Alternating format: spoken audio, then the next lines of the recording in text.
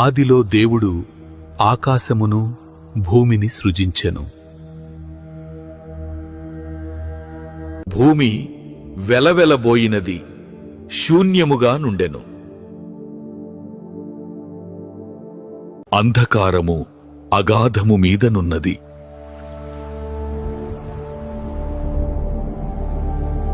దేవుని ఆత్మ జలము మీద సంచరించుచుండెను. దేవుడు సెలవిచ్చెను, లోరా వెలుగు కలుగుగాక. అప్పుడు వెలుగు కలిగెను. దేవుడు ఆ వెలుగు మంచిదని చూచెను. దేవుడు వెలుగును చీకటి నుండి వేరుచేసెను. దేవుడు వెలుగును పగలు అని పిలిచెను, చీకటిని రాత్రి అని పిలిచెను.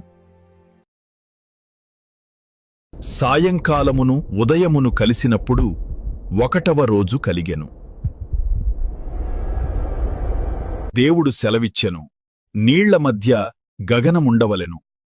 దేవుడు గగనమును ఆకాశమని పిలిచెను. అస్తమయమును ఉదయమును కలుగగా 2వ దినమాయెను. దేవుడు ఆకాశము క్రిందనున్న జలములొక చోటనే కూర్చబడి ఆరిన నేల కనబడునుగాకని పలుకగా ఆ ప్రకారమాయెను. దేవుడు ఆరిన నేలకు భూమి అని పేరు పెట్టెను. జలరాశికి ఆయన సముద్రములని పేరు పెట్టెను. అది మంచిదని దేవుడు చూచెను. దేవుడు గడ్డిని భూమి మొలిపించుగాక అని పలికెను. విత్తనములిచ్చు చెట్లు తమ తమ జాతి ప్రకారము మొలిపించుగాక అని పలికెను. తమలో విత్తనములు గల ఫలవృక్షములు భూమి మొలిపించుగాక అని పలికెను.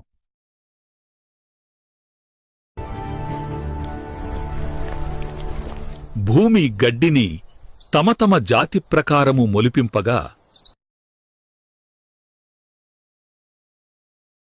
విత్తనములిచ్చు చెట్లను తమ తమ జాతి ప్రకారము తమలో విత్తనములు గల ఫలవృక్షములను మొలిపింపగా,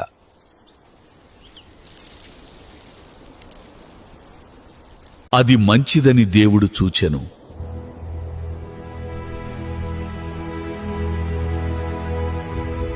అస్తమయమును ఉదయమును కలుగగా 3వ దినమాయెను.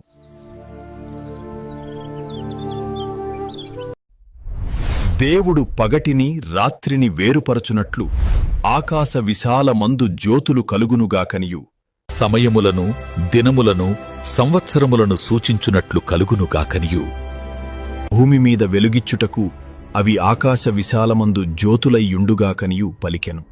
ఆ ప్రకారమాయెను. దేవుడు ఆ 2 గొప్ప జ్యోతులను చేసెను. పగటిని ఏలుటకు పెద్ద జ్యోతిని, రాత్రిని ఏలుటకు చిన్న జ్యోతిని, నక్షత్రములను చేసెను. భూమి మీద వెలుగిచ్చుటకును దేవుడు ఆకాశ విశాలమందు వాటి నుంచెను.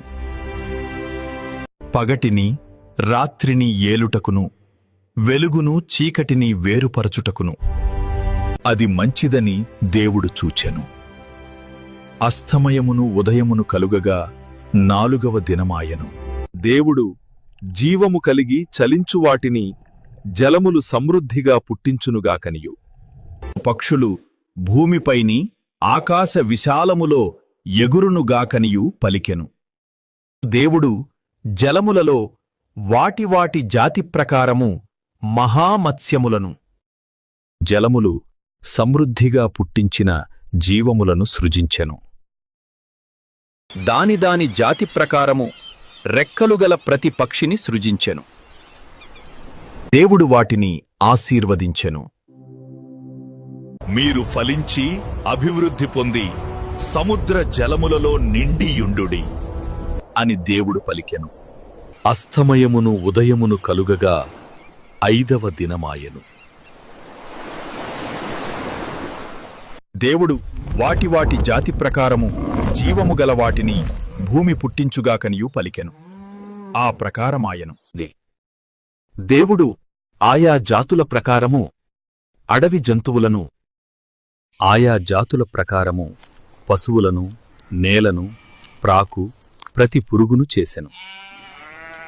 అది మంచిదని దేవుడు చూచెను.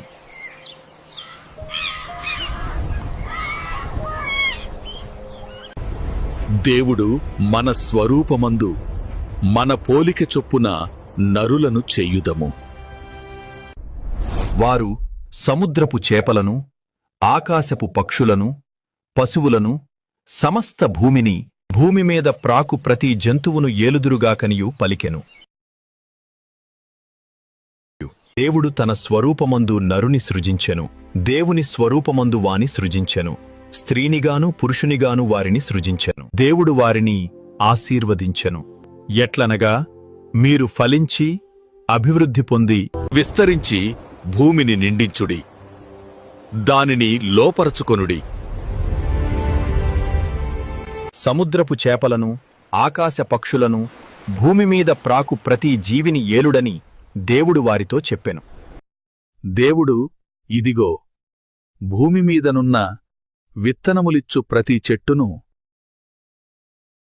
విత్తనములిచ్చు వృక్షఫలము గల ప్రతి వృక్షమును మీకిచ్చియున్నాను.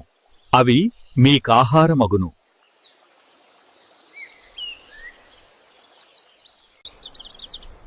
భూమి మీద నుండు జంతువులన్నిటికిని, ఆకాశ పక్షులన్నిటికిని, భూమి మీద ప్రాకు సమస్త జీవులకును పచ్చని చెట్లన్నీయు ఆహారమగునని పలికెను. ఆ ప్రకారమాయెను. దేవుడు తాను చేసినది యావత్తును చూచినప్పుడు అది చాలా మంచిదిగా నుండెను.